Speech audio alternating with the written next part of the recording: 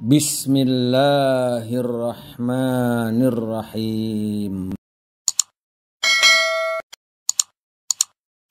Yang pertama, bahwa nikah itu ibadah, maka harus diniatkan semata-mata karena Allah. Ibadah karena melaksanakan perintah Allah, melaksanakan syariat Allah, dan Rasul menyatakan an-nikahu sunnah. Dan sunnah di sini bukan sunnah fikihnya, bukan, tetapi sunnah yang fitrah. Sehingga Rasulullah SAW marah kalau ada orang yang tidak menikah tanpa udzur syar'i. Sehingga Nabi menyatakan, "Faman raghiba an sunnati falaysa minni." Itu yang pertama. Nah, karena pernikahan itu merupakan melaksanakan perintah Allah, maka Allah menjamin apa? Di dalam surat An-Nur ayat 32 itu Allah menyatakan, iyakunu fuqara yughnihumullahu min fadlihi. Jadi Allah akan menjamin ngasih pertolongan.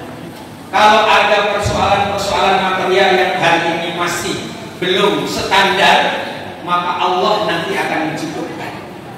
Bahkan di dalam tafsir Ibnu Katsir itu, Ibnu Mas'ud lebih menegaskan dengan riwayatnya iltamisul ghina fin nikah. Dalam riwayat lain iltamisul rizqa bin nikah. Pancinglah rezekimu, karirlah rezekimu, hadirkanlah rezekimu, carilah rezekimu dengan menikah. Makanya Ananda Bifari dan Ananda Laila gak usah khawatir. Bismillah, dengan nikah mudah-mudahan diberkahi oleh Allah SWT.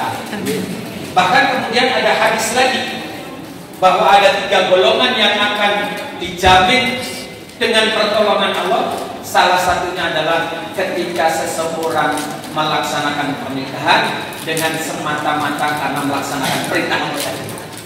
Jadi pernikahan itu bukan persoalan cinta atau tidak cinta, tapi pertama persoalan ibadah, persoalan syariah. Dan itulah sebabnya kemudian tadi kita sudah mendengarkan semua bagaimana doa-doa yang disampaikan oleh Pak Haji Kusmanto sebagai orang tua, dan orang tua sudah merestuinya. Nah, sekarang yang terpenting Bapak Ibu sekalian, tadi juga disampaikan oleh Pak Ustadz Ali Sandi SPG tentang bagaimana melahirkan pernikahan yang sejati. Terus bahasa Pak KUA tadi bagaimana pernikahan itu bisa melahirkan sakinah mawaddah warahmah. Nah, dalil-dalilnya banyak. Saya kira Ananda Bifari sudah mengerti dan Ananda Laila sudah mengerti. Nah, hanya saja kadang-kadang untuk menggapai sakinah, keberkahan, untuk menggapai pertolongan dari Allah Subhanahu wa taala itu tergantung manusia. Kenapa? Bicara bahagia itu ikhtiar, bukan terserah Tuhan. Bicara kekayaan itu juga ikhtiar, bukan terserah Tuhan. Apalagi ketika bicara perjodohan ini, Pak, di dalam Islam perjodohan itu bagian daripada takdir ikhtiar. Saya menulis buku, kebetulan di samping saya menjadi anggota Komisi Fatwa Majelis Ulama Pusat, saya juga banyak menulis kitab. Salah satu kitab yang saya tulis itu judulnya Prinsip-Prinsip Akidah Ahlussunnah wal Jamaah. Di buku itu saya uraikan di dalam pemahaman para ulama, takdir itu ada namanya takdir azali dan ada namanya takdir ikhtiari. Apa takdir azali itu? Kapan kita wafat, umur kita sampai berapa, kita jadi siapa, itu azali. Kenapa Ananda Bifari jadi anaknya Bu Haja Atik dan Pak Haji Rianto? Itu azali, nggak bisa dipilih. Kenapa Ananda Laila menjadi anak dari Pak Haji Kusmanto dan Bu Hajah Nenek? Itu azali, nggak bisa dipilih. Dan kalau pemahaman ini kita sudah makan.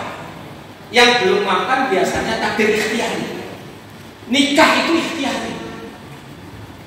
Allah akan mengabulkannya, Allah akan memberikannya dengan ikhtiar. Makanya kemudian disuruh ta'aruf dulu, kemudian setelah ta'aruf, kemudian istikharah, kemudian melamar, kemudian menikah. Dan tidak cukup menikah, nanti harus dirawat, ikhtiar. Jujur aja bapak-bapak punya istri yang sekarang. Ya karena pilihannya sejak dulu Pak Ali yang keluar itu. Sampai sekarang, bapak-bapak ya yang itu. Kalau bapak-bapak mau nyari lagi bisa nggak? Bisa nggak? Kira-kira dapat nggak? Dapat nggak? Yakin nggak?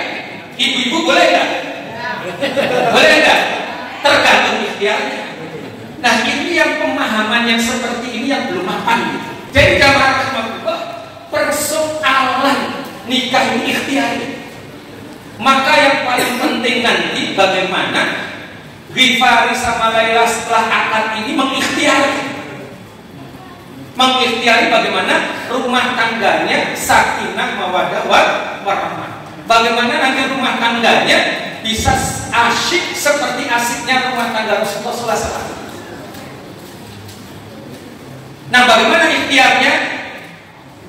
Saya akan sampaikan yang pokok-pokok aja yang biasanya terlupakan. Apa? Lanjutkan kebaikan yang sudah orang tua berikan kepada kalian. Kenapa sih keberkahan rumah tangga itu susah hadirnya? Kenapa kebahagiaan itu susah hadirnya sesudah pernikahan? Kenapa rezeki itu susah hadirnya sesudah pernikahan? Karena kadang-kadang kalau sudah nikah dengan pasangannya asyik lupa orang tua. Orang tua sudah merestuinya, orang tua sudah mendoakannya.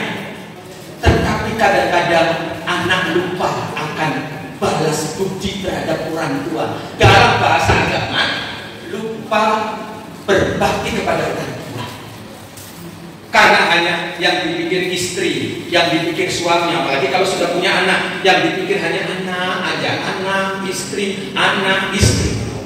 Makanya nanti Anda dari Fari, ya.